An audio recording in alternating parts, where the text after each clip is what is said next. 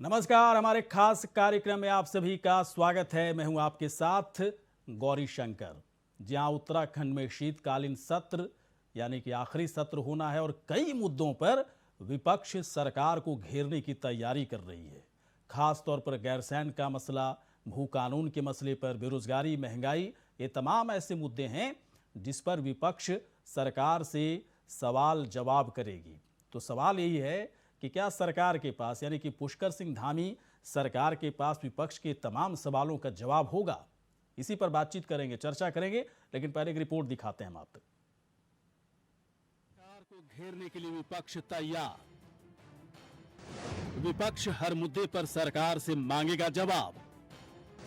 शीतकालीन सत्र हंगामेदार रहने के आसार। उत्तराखंड विधानसभा के आखिरी शीतकालीन सत्र को लेकर विधानसभा सचिवालय ने अपनी तैयारियां पूरी कर ली है। जहां सत्र के दौरान सुरक्षा कड़ी होगी, वहीं दूसरी तरफ सदन से लेकर सड़क तक पक्ष और विपक्ष एक दूसरे पर आरोप लगाते भी नजर आएंगे। निश्चित रूप से हम चाहेंगे ऐसा ना हो जैसे देश की संसद में हुआ, लोकसभा में, राज्यसभा में हुआ कि कृषि बिल वापस दिए, कोई चर्चा नहीं। और ठीक कहा राहुल गांधी जी ने, जब उनसे प्रश्न पूछा गया, उन्होंने ठीक कहा कि भाई अगर कृषि बिल वापसी पर सदन में चर्चा नहीं होगी, प्रधानमंत्री जो कह देंगे, तो फिर लोकसभा और राज्यसभा की क्या आवश्यकता है। और यही बात हम कहना चाहते हैं इस प्रदेश के अंदर। यदि देवास्थानम बोर्ड पर चर्चा नहीं होती है तो फिर भाई विधानसभा की आवश्यकता क्या है। निश्चित रूप से हम चाहते हैं चर्चा हो, उस चर्चा में सरकार भी हिस्सा ले, हम भी हिस्सा लें। सत्ता पक्ष की तरफ से भी सरकार को बचाने के लिए सरकार के मंत्री कमर कस चुके हैं, जिसमें मंत्री अरविंद पांडे ने कहा कि विपक्ष अगर शांतिपूर्वक सदन को चलने देगा तो जनहित से जुड़े सभी विषयों पर सरकार चर्चा कराने के लिए तैयार है। कहीं से कहीं तक सरकार विपक्ष के किसी बिंदु से निभाती है, बहुत ईमानदारी के साथ, जिम्मेदारी के साथ। जो इनके प्रश्न आते हैं जवाब दिया जाता है। बल्कि आप लोग वो क्या कहेंगे, हम क्या बोलेंगे, इनसे अलग हटकर प्रदेश की जनता और मीडिया तो इसके गवाह हैं। इनके जो भी शंकाएं होंगी, जो भी प्रश्न होंगे, नियमों कानूनों से लाएं, सरकार हर बात का जवाब देने के लिए तैयार है। उत्तराखंड की बीजेपी सरकार के लिए ये शीतकालीन सत्र चुनौतीपूर्ण रहने वाला है, जिसमें सरकार के सामने सबसे बड़ी चुनौती विपक्ष के हमलों को नाकाम करने के साथ साथ सदन में अपने विधायकों के सवालों का जवाब भी देना होगा। देहरादून से अभय कैंतुरा की रिपोर्ट। तो आखिरी सत्र है, हंगामेदार रहने की पूरी उम्मीद है। कई ऐसे मसले हैं जिस पर विपक्ष की तरफ से कई सवाल पूछे जाएंगे। तो बड़ा सवाल है कि क्या है, सरकार इसका जवाब दे पाएगी। कई मेहमान इस वक्त हमारे साथ जुड़ चुके हैं। हरीश सिंह ऐठानी जी इस वक्त हैं प्रदेश प्रवक्ता। हरीश जी, बहुत बहुत आपका स्वागत है सर। विनय गोयल इस वक्त हैं प्रदेश प्रवक्ता बीजेपी के। विनय गोयल जी, आपका स्वागत है। संजय भट्ट प्रदेश प्रवक्ता आम आदमी पार्टी के। संजय जी, आपका स्वागत है। सबसे पहले विनय गोयल जी, आपके पास आते हैं। सर, कई मसले हैं जिस पर विपक्ष पूरी तरह से तैयारी कर रखा है कि इस पर आप लोगों को जवाब देना ही होगा। भू कानून के मसले पर, बेरोजगारी के मसले पर, महंगाई के मसले पर, देवस्थानम के मसले पर, क्यों इतना लेट आप लोगों ने डिसीजन लिया, और साथ ही साथ गैरसैंण के मसले पर सरकार के पास क्या पुख्ता जवाब होगा सर? विनय जी। देखिए, भारतीय जनता पार्टी हर मुद्दे पर किसी भी प्रश्न का जवाब देने के लिए तैयार है। और मुझे लगता है कि अगर सकारात्मक चर्चा हो तो उससे सदन का भी लाभ होता है, प्रदेश की जनता का भी लाभ होता है, और वो उद्देश्य पूर्ण होता है जिसके लिए ये सदन बने हैं। लेकिन केवल हो हल्ला करना और सदन की कार्रवाई को बाधित करना, सदन को चलने न देना, ये आजकल विपक्ष का शगल हो गया है। और वो केवल अखबारों में ये चित्र देखकर, ये समाचार देखकर संतुष्ट हो जाते हैं, अपनी विजय मानने लगते हैं, अपनी संतुष्टि मानने लगते हैं कि साहब हमने सदन नहीं चलने दिया और सरकार को हमने परेशान करके रखा। इससे न तो देश की जनता का, प्रदेश की जनता का या क्षेत्रवासियों का किसी का भला होता है। तो मैं तो सबसे ये निवेदन करूंगा कि सार्थक चर्चा करें। जो ये हमारी इस जो हमारा वर्तमान जो सत्र है, ये आखिरी सत्र होगा इस विधानसभा का, तो उसमें कोई उल्लेख नहीं है, कोई ऐसी चीज आए जिससे कि आने वाले समय में वर्षों तक हमारे देश के प्रदेश की जनता याद करे कि उत्तराखंड के जो 2017 की विधानसभा थी उसका जो आखिरी सत्र हुआ उसमें ये उल्लेखनीय काम हुए। लेकिन केवल शोरगुल करके, केवल अव्यवस्थाएं खड़ी करके ऐसा कुछ प्राप्त नहीं किया जा सकता। मतलब आप लोग को आशंका है कि विपक्ष की तरफ से हंगामा होगा सत्र में, पहले से आप लोग तैयार हैं इसके लिए क्या सर? नहीं, देखिए बिल्कुल जिस तरह के बयान आ रहे हैं, जिस तरह की पोस्टर्स दिखाई दे रहे हैं, जिस तरह की भाव भंगिमाएं दिखाई दे रही हैं, उससे तो साफ यही लगता है कि विपक्ष किसी सार्थक चर्चा के मूड में नहीं है, न उसके पास सार्थक सकारात्मक कुछ कहने के लिए है। वो केवल हंगामा खड़ा करना चाहता है और हंगामे को ही वो अपनी रणनीति बना चुके हैं। और अभी नेता प्रतिपक्ष ने उदाहरण दिया जैसा लोकसभा में हुआ, तो जिस प्रकार के उनके नेता ने लोकसभा में किया उसी का अनुसरण लगता है वो यहाँ उत्तराखंड की विधानसभा में करना चाहते हैं। तो मुझे लगता नहीं कि विपक्ष किसी सार्थक चर्चा के मूड में। मतलब साफ है विनय जी कि आप लोग आखिरी सत्र में कुछ प्रदेश को देना चाहते हैं, प्रदेश के लिए कुछ करना चाहते हैं, बड़े कुछ फैसले लेना चाहते हैं, कुछ फैसले पर पहुंचना चाहते हैं, लेकिन विपक्ष उस काम को करने नहीं देगा। मैं चलता हूं हरीश जी के पास। हरीश जी, आप लोग कहते भी रहे हैं कि देखिए उत्तराखंड में जो भी मुद्दे हैं उन मुद्दों पर सरकार के पास कोई जवाब नहीं है उन मुद्दों को लेकर के, और इन्हीं मुद्दों पर एक बार फिर से आप लोग जो है आमने सामने होंगे। और विनय गोयल जी कह रहे हैं कि उनको आसार है कि आप लोग हंगामा करेंगे, सत्र को चलने नहीं देंगे, तो ये तो ठीक नहीं है ना हरीश जी? थोड़ा सा आश्वासन दीजिए कि सरकार कुछ अच्छा करने की कोशिश कर रही है तो आप लोग सपोर्ट करेंगे उनको। सरकार की मंशा ही नहीं है कि सत्र वो आखिरी सत्र चलाने की। सरकार हमेशा पहले से ही उनने एक माहौल बनाने का काम किया है। हाँ। कि हम लोग सत्र, विपक्ष जो है सत्र नहीं चलने देगा। हाँ। महाराज आप सदन में आइए तो सही, विपक्ष के सवालों का जवाब दीजिए तो सही। आप इस तरीके का माहौल बनाने में लगे हैं कि विपक्ष जो है सत्र नहीं चलने देना चाह रहा है। आप बताइए कैसे मान रहे हैं बगैर सत्र के? आप पहले सत्र की तारीख तय करने में महीनों आपको लग गए। अभी आप गैरसैंण सत्र चलाने की बात कर रहे थे, उसके बाद गैरसैंण में ठंड का बहाना आपने दे दिया, अब आप देहरादून में सत्र चलाने की बात कर रहे हैं। आज सत्र की तारीख, आपकी मंशा साफ नहीं थी सत्र को चलाने के लिए, क्योंकि आपके पास विपक्ष को सवालों को जवाब देने के लिए नहीं है आपके पास। जी, तो मतलब जवाब इनके पास नहीं है, तो क्या आप लोग हंगामा करोगे? हंगामे के सवाल कहाँ है इनके?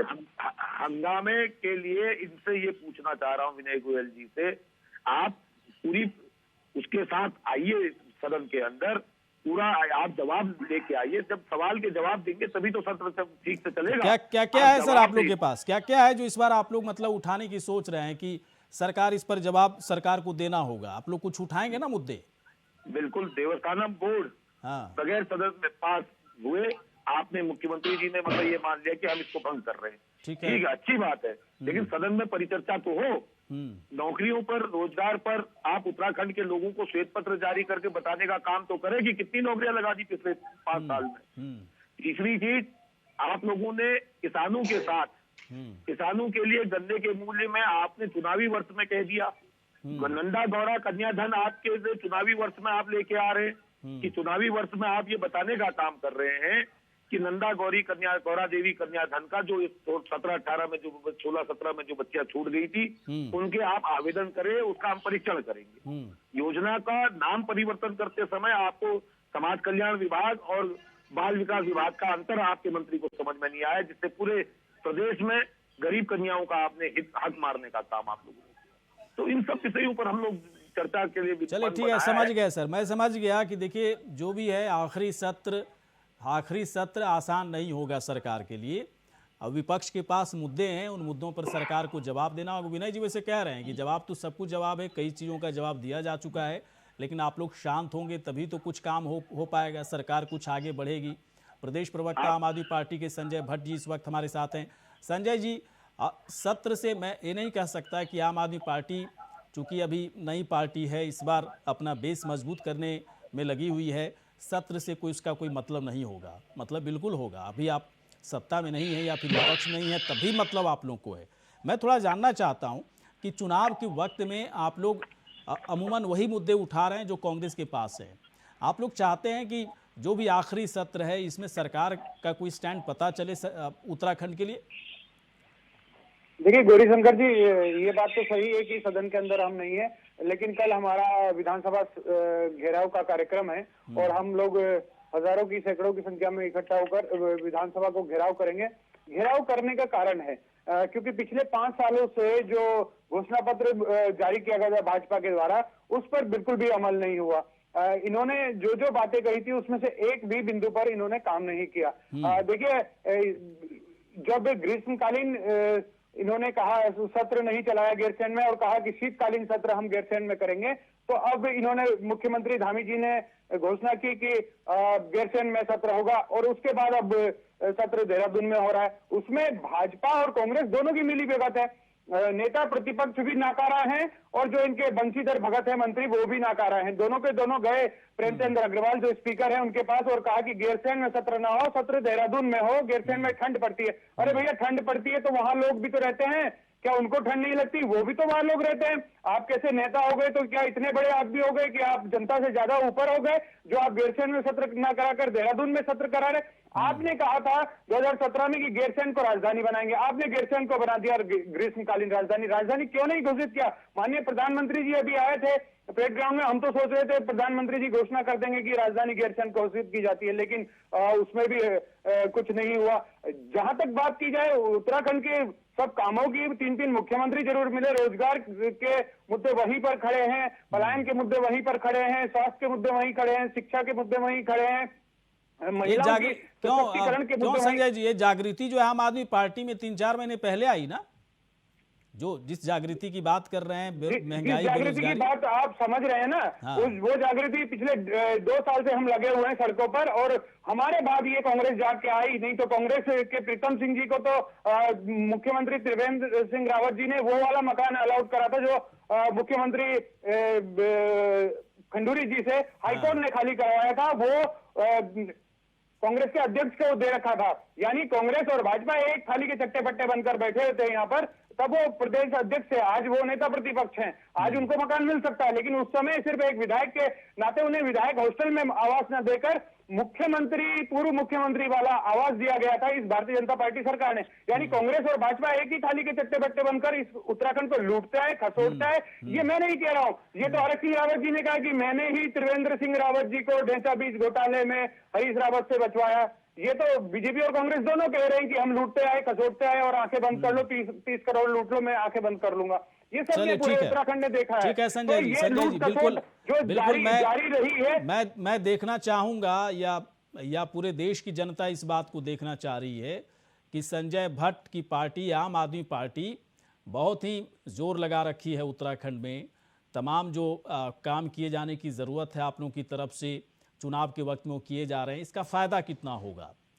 विनय गोयल जी के पास हम आते हैं। विनय गोयल जी, एक बात बताएं, देखिए कई ऐसे मुद्दे हैं जो सरकार के लिए आसान नहीं होगा उसका जवाब देना। आप लोग आंकड़ों के साथ बात करते हो, लेकिन कांग्रेस और आम आदमी पार्टी कहती है आंकड़े झूठे हैं।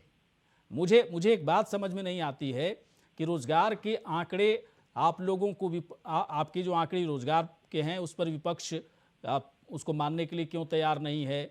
ये बाकायदा जो कांग्रेस की रैलियों में, आम आदमी पार्टी की रैलियों में भीड़ जमा हो रही है, ये कौन लोग हैं? क्या बीजेपी के अगेंस्ट हैं? तो थोड़ा सा तो मामला अलग दिख रहा है ना विनय गोयल जी।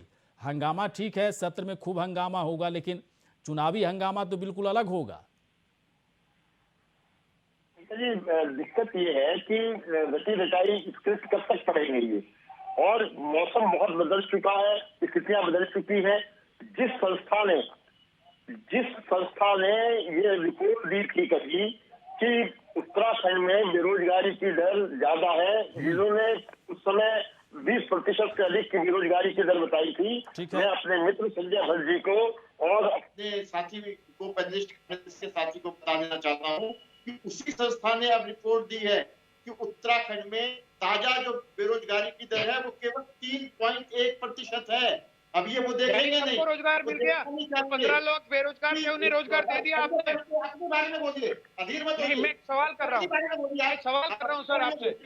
आपसे बहुत बड़े सवाल कर रहा हूँ, 15 लाख लोगों को रोजगार दे दिया इस बीच आपने? विनय गोयल जी कह रहे हैं कि तीसरे मुख्यमंत्री ने रोजगार दे दिया। मैं सवाल कर रहा हूँ विनय गोयल जी, आप जवाब दीजिए। मैं सवाल किया आपसे, आप अच्छी बातें बर्दाश्त नहीं होती है। भू अध्यादेश पर आपकी पार्टी, आपकी सरकार का क्या कहना है? विधानसभा के सदन में भू अध्यादेश ला रहे हैं क्या? संजय भाई, सारी बात तो अपनी बारी में बोलने की आदत डाल दीजिए। थोड़ा तरीके से हम लोग बहस करते हैं। सवाल किया आपसे। नहीं, आप जब मेरी बात कीजिएगा तब सवाल कीजिए।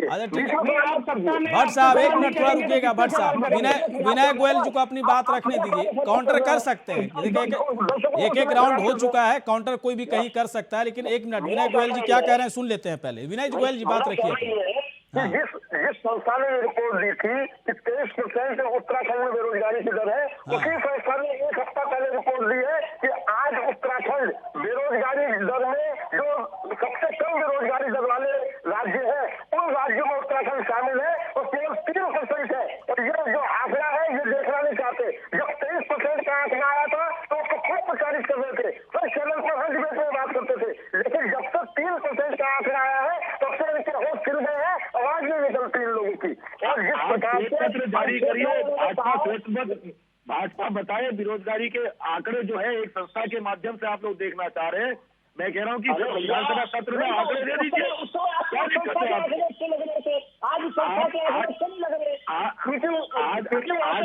नहीं सर, सुनिए विनय गोयल जी एक बात देखिए, आपको क्लियर करना होगा। सुनिए गोयल साहब एक बात क्लियर करना होगा। क्या उत्तराखंड की जनता उस संस्था के आंकड़े पर भरोसा करे, आंकड़ों पर भरोसा करे, या फिर आप लोग जो कह रहे हैं उस पर भरोसा करे, या विपक्ष जो कह रहा है उस पर भरोसा करे? सच क्या है सर? आज दिखाई दे रहा है कि हर रोज नई भर्तियों के काम चल रहे हैं, रोज विज्ञापन आ रहे हैं, लोग फॉर्म भर रहे हैं, उसमें भाग ले रहे हैं, परीक्षाएं दे रहे हैं, परीक्षाओं के परिणाम आ रहे हैं, भर्तियां हो रही है। सबने देखा है हर जगह भर्तियां हो रही है, चाहे वो होमगार्ड की भर्ती है, चाहे वो बताइए तो सही, भर्तियां हो जा रही है, भर्तियां हो कहा रही है, खाली परीक्षा दे रहे हैं बस। अठानी साहब पूरी बात रखिए, क्या बोलना चाह रहे हैं, बोलिए आप। मैं कहना चाह रहा हूँ कि विद्यार्थी तो खाली परीक्षा ही परीक्षा दे रहा है, बेरोजगार व्यक्ति।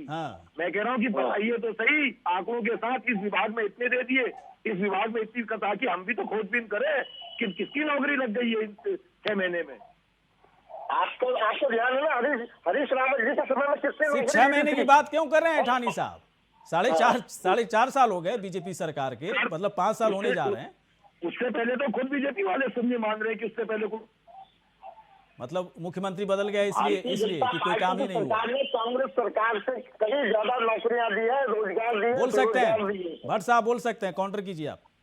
जी, मैं सिर्फ इतना कहना चाह रहा था उस समय, विनय जी ने कहा कि बीच में मत बोलो, मैं तो एक सवाल कर रहा था। सिर्फ मैं ये कह रहा था कि जो 15 लाख बेरोजगार थे उन्हें मतलब रोजगार 3% उसमें से रह गए, बाकी सबको 14-14.5 लाख को रोजगार मिल गया। इसका मतलब तो यही हुआ ना, जो जिस हिसाब से विनय गोयल जी बात कर रहे हैं। दूसरी बात यह है कि देखिए विनय गोयल जी जो इस पार्टी से है, माननीय मुख्यमंत्री जी भी उसी पार्टी है, और मुख्यमंत्री जी ने रोज वो तो निकाल रहे हैं कि ये भर्ती निकली, वो भर्ती निकली, सब निकली, ठीक है, मान लेते हैं भर्तियां निकल रही है, बच्चे पेपर भी कुछ दे रहे हैं, लेकिन एक मुझे वो बताइए, विभाग जिसमें नियुक्तियां हुई हो, जब नियुक्ति नहीं हुई तो उन्हें रोजगार कहां से मिला? अभी रोजगार नहीं मिला, तो ये जो आपके के आंकड़े ये झूठे हैं।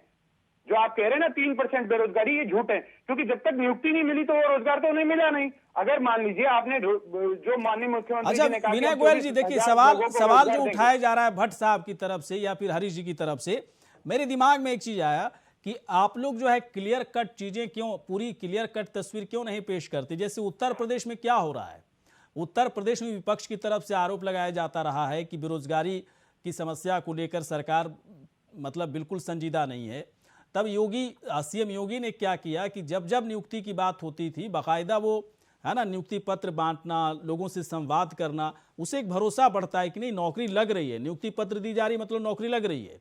क्या उत्तराखंड में ऐसा आप लोग कर रहे हैं क्या, और नहीं कर रहे हैं तो क्यों नहीं कर रहे हैं? फिर तो सवाल उठेगा ना सर। गौरी शंकर जी, हमारे मंत्री जी ने जब पिछले दिनों कांग्रेस के नेता ने हमें चैलेंज किया था और उन्होंने संन्यास लेने की बात कही थी, तो हमारे नेता ने तो आंकड़े दिखा दिए, लेकिन संन्यास लेने वाले गायब नहीं। आंकड़े देखिए, आंकड़े नहीं, आंकड़ों की बात नहीं है।